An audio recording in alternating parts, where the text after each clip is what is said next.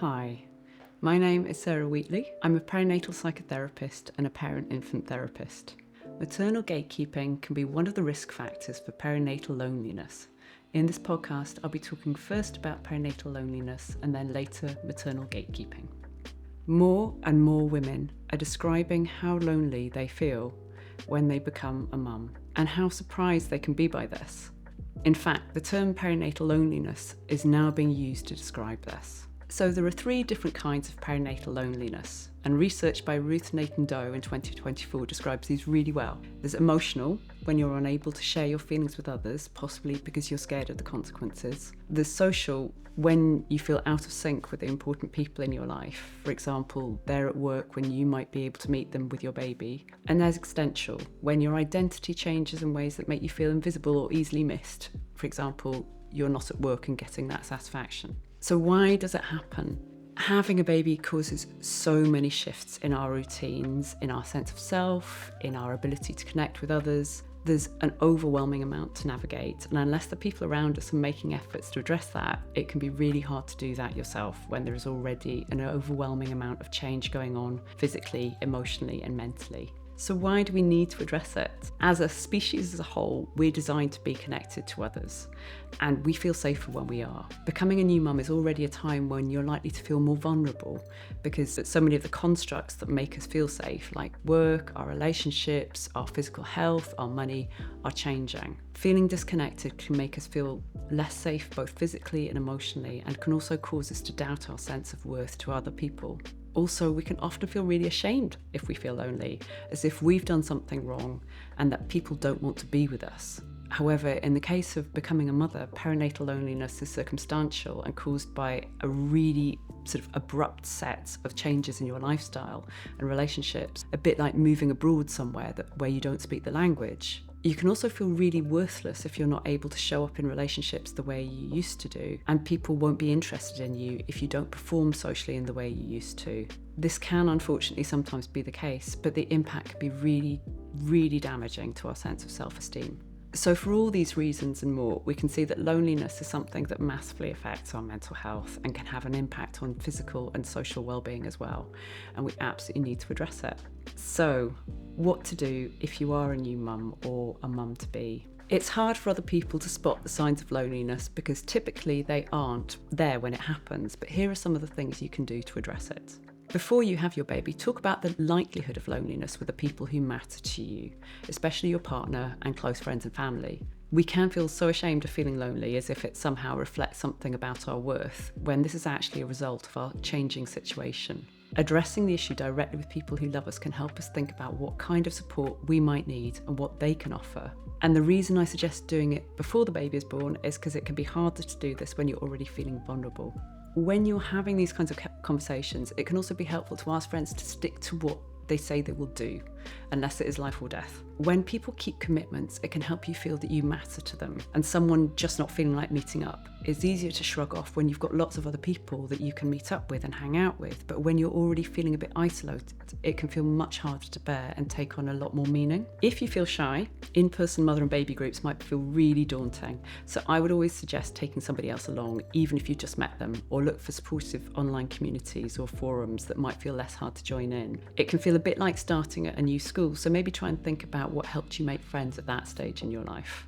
And it might sound weird, but try to go to the shops or the library or for a walk at roughly the same times and places each week, because then you're more likely to bump into the same people each time and not just other people with babies. And that sense of recognition, that soft connection, however small, can help increase our sense of connection and belonging. Take tips from how we managed to stay connected during lockdown and get really creative.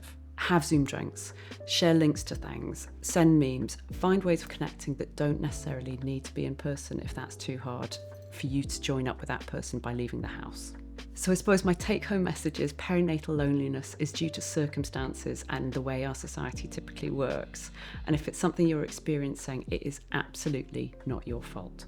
There's a really good link that talks a lot about perinatal loneliness and some of the ways it can show up and some of the things you can do about it that you can find below. Now, moving on to maternal gatekeeping.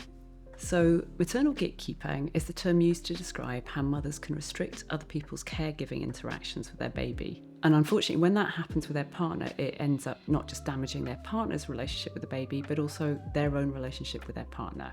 In this, we will cover what that can look like, why it might happen, and what can be done about it. So what does it look like?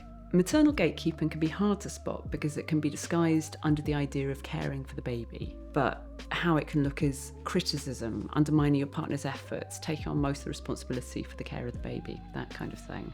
And the rationale can be that if the mother is the most expert at caring for the baby, then surely it makes most sense for them to look after the baby because it's easier for them. However, that often leads to burnout, resentment, and relationship issues later on.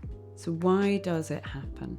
It's hard to resist falling into this trap as new parents for a variety of reasons. One of that is because we might have a belief that our worth as a mother stems from how dependent our baby is on us, and that can be reinforced by social messages we receive, even from well-meaning friends, relatives, or even organisations. Sometimes it's one of the messages we receive from our own family backgrounds. Linked to this, in some areas of society, the desire to become a mother is believed to be innate and unique to women, which isn't actually true. There can be more fixed ideas of mothers' and fathers' roles, and if fathers aren't supposed to have the ability to look after babies, then it can reinforce the sense that their contribution is second best.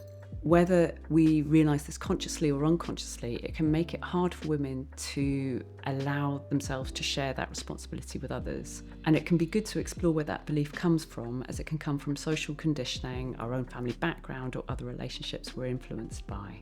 Another reason it can happen is that mothers often have more maternity leave, so they will be spending more time with the babies, which automatically gives them more chance to become the expert on the baby. Learning how babies communicate takes time and space, something that mothers are automatically given more of the way that services are set up. When there are more demands on our time and we're tired, it can just be so much easier for both parents to just default to relying on this expertise that the mother's gained rather than giving the father space and time to work things out by himself. Another reason it can happen is that services for parents have traditionally been aimed at the birth mother, and fathers or partners can feel strange joining parent or baby groups where they're in the minority, and that can lead to partners feeling less skilled as a parent, as they're less likely to access the courses and services that help give new mothers the support and confidence. So how can we change it? It can be hard to create equal opportunities to share in childcare, especially in the early days when there's often a great deal of focus on the mother to help her breastfeed. In amidst the newness and chaos, it is possible for the new father to hang out with the baby in so many other ways, not only to have other times of skin-to-skin contact and bonding, but also times to look after the baby.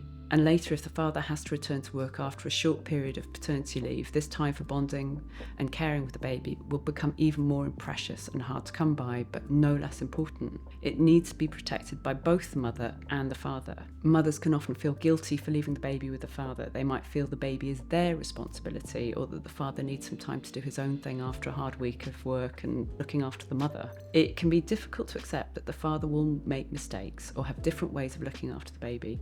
And I remember itching with frustration whilst watching my husband rearrange my carefully constructed system for packing our things for the day. But he had to learn how to do it his way. What new mothers say to their partners is equally important. If it is difficult to learn anything in an overly critical environment, and if fathers feel that their way of doing things is going to be met with criticism, it really makes it harder for them to learn their own ways of doing things. It's not to say that the responsibility to stop gatekeeping lies solely on mothers, but their encouragement and patience has a great effect on how much fathers want to engage with their babies. So this all sounds quite a lot of work, so why bother? Basically, the benefits of not gatekeeping are massive. For a start, there is much less resentment on either side, as mothers are more supported by the father, not only practically but also emotionally, because the father understands the reality of looking after a baby. And on the father's part, they are less likely to be resentful of the time the mother spends with this other person and feel included in that relationship. Studies have shown that more shared responsibility in family matters leads to greater intimacy between couples, which can only be a good thing. And children who have more involved fathers are more likely to do well emotionally, socially, and academically. So shared parenting benefits everyone in the family, so it's really important to recognise the urge to gatekeep and to try to rein it in. And this pattern can be changed if you notice it and if you want it to. I generally recommend counselling or psychotherapy as a place to explore your feelings about what will happen if you allow your partner to look after the baby more, and it can help you make changes that give you both a bit more freedom in the parenting relationship. It can be hard to change these patterns, but ultimately the benefits are worth it for everyone in the family. You can find me on Instagram at To Birth and Beyond and on my website birthandbeyond.com. This video was made in collaboration with MindFriend. They are an educational digital platform combating misinformation of mental health through accredited professionals. See you in the next video. Like, comment and subscribe.